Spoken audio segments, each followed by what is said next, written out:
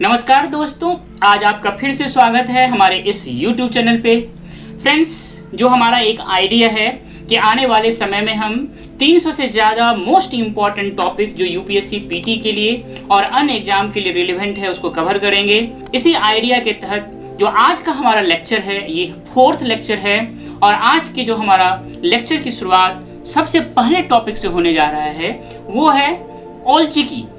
औलचिकी क्या है, इसको जानने से पहले हम एक कंटेक्स्ट को समझते हैं कि ये किस कंटेक्स्ट में ये बात चली। आप जानते हैं कि वाजपेयी जी के समय में 2003 में भारतीय संविधान को अमेंडमेंट कर करके जो 92वां अमेंडमेंट किया गया था उसमें 4 लैंग्वेज को शेड्यूल 8th में ऐड किया गया था। वो था संथाली, ये आपका संथाली था, उसके बाद डोगरी था और बोडो था और मैथिली था। ये जो संथाली लैंग्वेज को ऐड किया गया था, इस संथाली लैंग्वेज में अभी तक भारतीय संविधान का कॉपी नहीं था, मतलब इस लैंग्वेज में ट्रांसलेटेड कॉपी नहीं था। पहली बार इस लैंग्वेज में, संथाली लैंग्वेज में भारतीय संविधान का अनुवाद किया गया है। इसीलिए ये औलचिकी बहुत इम्पोर्टेंट है क्योंकि औलचिकी संथाली लैंग्वेज का एक स्क्रिप्ट है। तो पहली बार first time Indian constitution translated in Santhali language, so this language is very important this time and this औलचिकी is a script of this language. Friends, औलचिकी जो है इसका में जो एक वर्ड है ऑल का मतलब होता है राइट और चिकी का मतलब होता है स्क्रिप्ट। ये जो स्क्रिप्ट है इनको जो इन्वेंट करने वाले व्यक्ति थे ये थे पंडित रघुनाथ मुर्मू जी। ये 1925 में इस स्क्रिप्ट का इन्वेंट किए थे इन्होंने और इस स्क्रिप्ट में 30 लेटर्स हैं और 5 बेसिक डायरेक्टरीज हैं। ये चीज़ को याद रखिएगा कि ये औलचिकी एक स्क्रिप्ट है संथाली लैंग्वेज का। इनका इन्वेंशन किसने किया था, तो ये पंडित रघुनाथ मुर्मू जी ने किया था। इसमें 30 जो है लेटर्स हैं और 5 जो है बेसिक डायरेक्टरीज हैं। ये हमारा ये टॉपिक है। दूसरा जो टॉपिक है हमारा होयसाला टेम्पल से रिलेटेड है। आप जानते हैं कि 11th और 14th सेंचुरी के बीच में कर्नाटका का जो आज का पार्ट है वहाँ पे एक डायनेस्टी था, उसका नाम था होयसाला डायनेस्टी। याद रखिएगा, हिस्ट्री में आपको 2 चीज़ का ध्यान रखना चाहिए, एक टाइम का और दूसरा स्पेस का।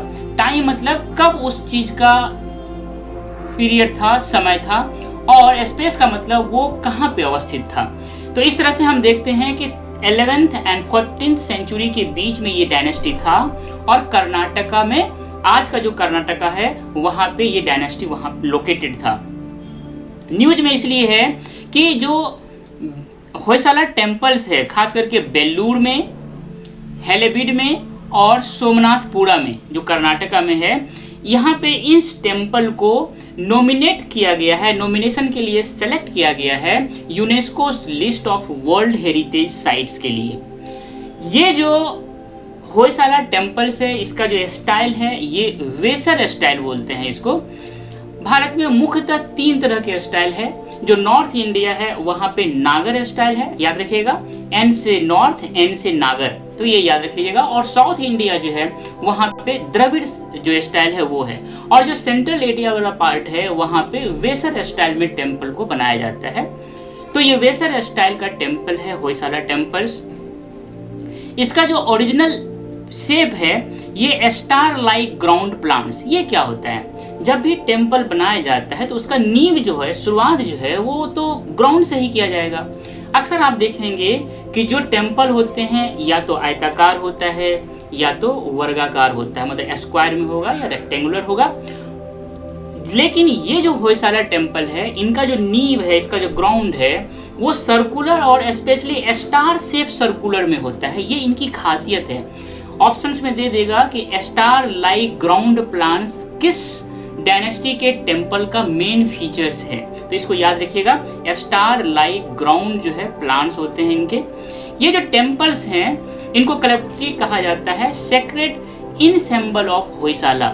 ये जितने भी होयसाला टेम्पल्स हैं इनको कलेक्टिवली, सामूहिक रूप से ये नाम दिया जाता है। तो ये आपका होयसाला टेम्पल्स है। इसमें 2-3 बात को याद रखना है। जो हमारा नेक्स्ट टॉपिक है वो है संत रामानुजाचार्य के बारे में, इनको प्रणाम, बहुत महान विभूति भारत का। इनके याद में स्टैच्यू ऑफ इक्वलिटी निर्माण किया गया है। ये 216 फीट लंबा है। याद रखिएगा, कई सारे स्टैच्यू है, आप जानते हैं। स्टैच्यू ऑफ इक्वलिटी रामानुजाचार्य के याद में, स्टैच्यू ऑफ यूनिटी जो है वो सरदार वल्लभ पटेल जी, इनके याद में, और आपका स्टैच्यू ऑफ लिबर्टी जो फॉरेन कंट्री में है वो।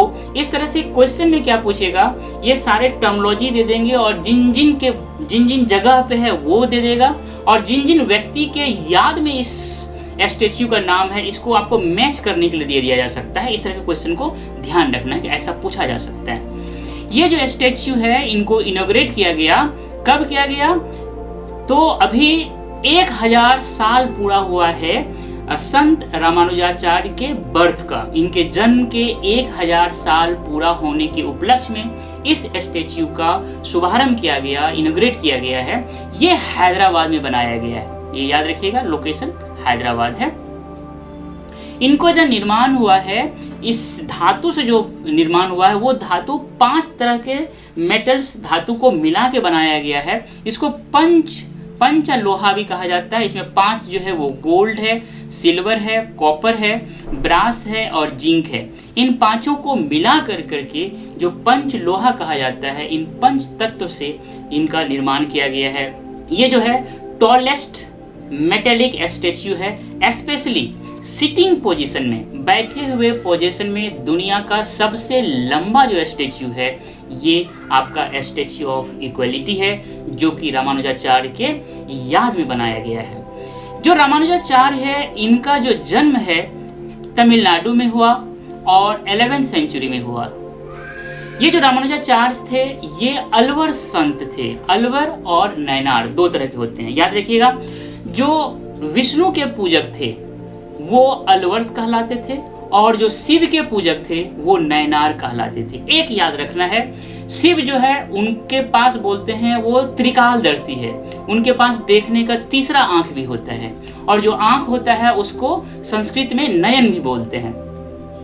नयन मतलब 3 आंख, 2 आंख तो है, 1 आंख और है, तो 9 से नयन और 9 से नैनार। इस तरह से एक याद रख लीजिएगा, नैनार जो है शिव से जुड़ा हुआ है, भगवान शिव से जुड़े हुए हैं, और जो अलवर्स हैं वो वैष्णव से जुड़ा हुआ है, विष्णु से जुड़ा हुआ। बस इसको याद रखिएगा, अक्सर ये क्वेश्चन पूछा जाता है, लोग कंफ्यूज कर जाते हैं। और जो रामानुजाचार्य ने जो डॉक्ट्राइन्स दिए, प्रिंसिपल्स दिए, उनका नाम जो है विशिष्टाद्वैत है। इसको याद रखिएगा, विशिष्टाद्वैत के जो डॉक्ट्राइन्स है, प्रिंसिपल्स है, इसको देने वाले रामानुजाचार्य है। इसी तरह से 2-3 और हैं, इसको याद रख लीजिएगा, विशिष्टाद्वैत है, द्वैताद्वैत है, अद्वैत है। इस तरह से ये डॉक्ट्राइन्स को याद रखिएगा, और इसके जो प्रोपंडर थे वो कौन कौन थे, इसको एक बार देख लीजिएगा। जो हमारा अगला टॉपिक है वो है पाल दधुआ मैसाकर, मतलब एक बहुत बड़े तौर पे जनसंहार हुआ था पाल दधुआ जगह पे। ये जो 7 मार्च है, इस समय में इसके 100 साल पूरा हुए। 7 मार्च को इस नरसंहार के 100 साल पूरा हुए। Gujarat government marked 100 years of the Pal Dadhvav killing. ये जो पाल दधुआ मैसाकर थे, ये हुआ था पाल चैत्रिया एक जगह है वहां, और दधवा विलेज, 2 अलग अलग विलेज है, इन दोनों जगह हुआ था। ये सबरकंथा डिस्ट्रिक्ट जो है ये गुजरात में है, वहां पे है। लेकिन ये उस समय में एक प्रिंसली एस्टेट थे, इदार एस्टेट। याद रखिएगा, ये पूछा जा सकता है कि इदार एस्टेट आज का जो है किस एस्टेट में है, तो ये इदार एस्टेट गुजरात में है। ये प्रिंसली एस्टेट था, इसमें ये 2 विलेज थे, वहां पे बड़े पैमाने पे ये मैसाकर हुआ था। ये जो मसाकर था, एक तरह का मूवमेंट जो है वहाँ पे हो रहा था अगेंस्ट लैंड रेवेन्यू टैक्स, जो बढ़ा दिया गया था उसके अगेंस्ट में जो पीजेंट्स थे वो विरोध कर रहे थे, और ब्रिटिश और वहाँ के जो फ्यूडल लॉर्ड्स थे उनके अगेंस्ट में विरोध कर रहे थे।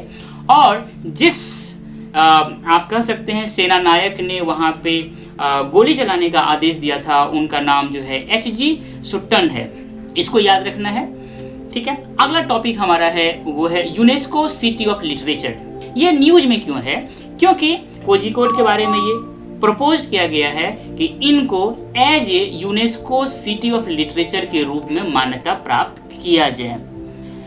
ये जो यूनेस्को सिटी ऑफ लिटरेचर है वास्तव में पार्ट है यूनेस्को क्रिएटिव सिटीज नेटवर्क का। इसको याद रखिएगा, क्रिएटिव सिटीज नेटवर्क क्या होता है वो आगे हम देखेंगे। इसको शॉर्ट में UCCN भी कहा जाता है। ये जो UCCN है इसका निर्माण 2004 में किया गया था, क्रिएट किया गया था इसे। ये जो है promote cooperation with and among cities, ऐसे सिटीज जिनका आइडेंटिफिकेशन जो है, जिनकी पहचान है क्रिएटिविटी से जुड़ा हुआ है, और ये क्रिएटिविटी जो है उसका स्ट्रेटेजिक फैक्टर है उनके सस्टेनेबल अर्बन डेवलपमेंट के लिए। उनके सस्टेनेबल अर्बन डेवलपमेंट में ये क्रिएटिविटी एक बहुत ही स्ट्रेटेजिक एंड इम्पॉर्टेंट फैक्टर है। इस तरह से जब उसको आइडेंटिफाइड किया जाता है तो ऐसे शहर को क्रिएटिव सिटी नेटवर्क्स जो है उसके तहत लाया जाता है। पहला है क्राफ्ट एंड फोक आर्ट के फील्ड में, डिज़ाइन के फील्ड में, फिल्म के फील्ड में, गैस्ट्रोनॉमी के फील्ड में, literature, music and media arts के फील्ड में। ये गैस्ट्रोनॉमी समझ लेते हैं, ये एक तरह का स्टडी है रिलेशनशिप का between food and culture. Creative cities of network में भारत के 6 शहर जो है इंक्लूडेड है। हैदराबाद जो है गैस्ट्रोनॉमी के फील्ड में, मुंबई फिल्म के फील्ड में, वाराणसी म्यूजिक के क्षेत्र में, चेन्नई म्यूजिक के क्षेत्र में, Jaipur craft and folk arts के फील्ड में, और जो अभी अभी जोड़ा गया है वो है श्रीनगर को भी फोक एंड क्राफ्ट्स के फील्ड में मान्यता दिया गया है। इस तरह से इस चीज़ को याद रखिएगा। अगला जो है हमारा बहुत ही इंपॉर्टेंट टॉपिक है चौरी चौरा कांड। सबसे पहले तो याद रखिएगा फरवरी 5 कंफ्यूजन होता है 5 फरवरी को लेकर के और 4 फरवरी को लेकर के। अल्टीमेटली भारत सरकार ने ये मान लिया है कि 5 फरवरी को ही ये चौरी चौरा कांड हुआ था, 4 फरवरी को नहीं। इसको लेकर के बहुत सारा कंफ्यूजन था, कुछ राइटर कुछ और लिखते थे। इसका 100 साल पूरा हुआ है। वास्तव में इसी कांड के कारण या इसी कांड के बाद, चौरी चौरा कांड के बाद जो नन कॉपरेशन मूवमेंट थे उसे गांधी जी ने समाप्त कर दिए थे। उस समय में खिलाफत और नन कॉपरेशन मूवमेंट चल रहा था। ये आप पिक्चर देख रहे हैं, चौरी चौरा कहाँ पे है, ये वाला पार्ट है, और ये एक थाना था, पुलिस थाना था, उसको भीड़ ने आग लगा दिया था और बहुत सारे पुलिस मारे गए थे। ये वाला पार्ट में आप पिक्चर में देख सकते हैं। तो इसमें आपको क्या देखना है, नन कॉपरेशन मूवमेंट देखना है, चौरी चौरा कांड देखना है, खिलाफत मूवमेंट देखना है, ये जो चौरी चौरा कांड है इसका लोकेशन देखना है, चौरी चौरा कांड में क्यों ये कांड हुआ था वो देखना है, और इसका परिणाम देखना है। ये बहुत सुंदर टॉपिक है। ये है पुनौरा धाम, है ना, एकदम बिहारी नाम जैसा लगता है ना, अपना जैसा लगता है, पुनौरा धाम। हमारे लोगों के बिहार में धाम वर्ड बहुत यूज किया जाता है। ये जो पुनौरा धाम है ये सीतामढ़ी डिस्ट्रिक्ट में है, और इनको इंक्लूड किया गया है, जोड़ा गया है रामायणा सर्किट ऑफ स्वदेश दर्शन स्कीम के तहत। स्वदेश दर्शन स्कीम है, उसके तहत बहुत सारे सर्किट है। उस सर्किट में इस पुनौरा धाम जो है इनको जोड़ा गया है। ये एक न्यूज है, इसलिए इस चीज़ को जानना बहुत जरूरी है। ये जो पुनौरा धाम है इसको ऑलरेडी इंक्लूडेड है प्रसाद स्कीम के तहत। प्रसाद स्कीम का मतलब होता है pilgrimage rejuvenation and spiritual augmentation drive scheme है ये। इसको प्रसाद स्कीम भी बोलते हैं शॉर्ट फॉर्म में। ये जो पुनौरा धाम है ये माना जाता है जो माता जानकी है उनका बर्थ प्लेस है। ये माता जानकी आप जानते ही होंगे, रामायण में एक बहुत मुख्य पात्र है, सीता जी, माता जानकी जी, इनका ये जो पुनौरा धाम है बर्थ प्लेस है। ये आप मंदिर देख रहे हैं, कभी भी बिहार जाएं तो यहाँ घूमने के लिए जाएं, सीतामढ़ी डिस्ट्रिक्ट में है। इसके बाद हम बात करते हैं ये जो स्वदेश दर्शन है ये क्या है। ये असल में प्रमोट करना है, डेवलप करना है, हार्नेस करना है potential of tourism in India. आप जानते हैं कि टूरिज्म बहुत इंपॉर्टेंट है कि रोजगार को क्रिएट करने में। टूरिस्ट से बहुत सारे फॉरेन करेंसी भी आते हैं। टूरिस्ट के आने से बहुत सारे अन्य जो रोजगार होते हैं वो भी जनरेट होते हैं। टूरिस्ट से बहुत ज़्यादा फायदा होता है किसी भी कंट्री को। तो हमें टूरिस्ट को बढ़ाने के लिए इस तरह की स्कीम जो है इस समय की भारत सरकार जो है वो लागू की है। इसके तहत जो है स्वदेश दर्शन स्कीम के तहत बहुत सारे सर्किट हैं, जैसे बुद्धिस्ट सर्किल है, डेजर्ट सर्किल है, कृष्णा सर्किट है, रामायणा सर्किट है। इस तरह से लगभग 12-13 सर्किट हैं, उसको ध्यान में रखिएगा। तो ये हमने देखा कि स्वदेश दर्शन स्कीम के तहत रामायण सर्किट में ऐड किया गया है। ये ऑलरेडी जो प्रसाद स्कीम है उसमें ऐड है। ये जो पुनौरा धाम है माता जानकी का जन्म स्थान है। इस तरह से हमने पुनौरा धाम का स्टडी किया। अगला टॉपिक हमारा है करकट्टम डांस, बहुत इंपॉर्टेंट है। करकट्टम डांस जो है केरला में एक नट्टू कला क्षेमा सभा है, उन्होंने डिमांड किया है कि भैया ये जो करकट्टम डांस है इसको केरला के एग्रीकल्चर आर्ट के फॉर्म में रिकॉग्नाइज करो। ये करकट्टम डांस जो है एक तरह का फोक डांस है तमिलनाडु का। इसमें जो परफॉर्म किया जाता है, इसमें पूजा किया जाता है ऑफ द रेन गॉडेस, जो वर्षा ऋतु के जो देवता होते हैं मरियम्मन, वर्षा ऋतु के जो देवता होते हैं मरियम्मन का पूजा किया जाता है, उनके प्रेज किया जाता है, उनको लेकर के ये डांस किया जाता है, फोक डांस। इसमें जो है आप देखेंगे ये पिक्चर दिख रहा है, इसके ये जो डांसर है इसके सर पे बहुत सारे पोर्ट्स हैं। पोर्ट्स जो है डिक्रीजिंग साइज में ऊपर चला जाता है, मतलब सबसे नीचे जो है सबसे बड़ा, उस छोटा छोटा होते होते ऊपर चला जाता है, सबसे लास्ट हो जाता है। इसमें जो है 5, 6, 7, 8 पोर्ट होते हैं। उस पोर्ट को अपने सर पे रखते हुए बैलेंस मेंटेन करते हुए डांस को परफॉर्म किया जाता है। ये बहुत बड़ा आर्ट है। इसी करकट्टम डांस को लेकर के जो केरला का ये सभा है वो बोला है कि इसे केरला का एग्रीकल्चर आर्ट के फॉर्म में मान्यता दीजिए, इसलिए ये न्यूज में था। अगला है व्यंजन द्वादशी। ये उड़ीसा का बहुत बड़ा फेस्टिवल है। इसे सेलिब्रेट करते हैं वैष्णवास।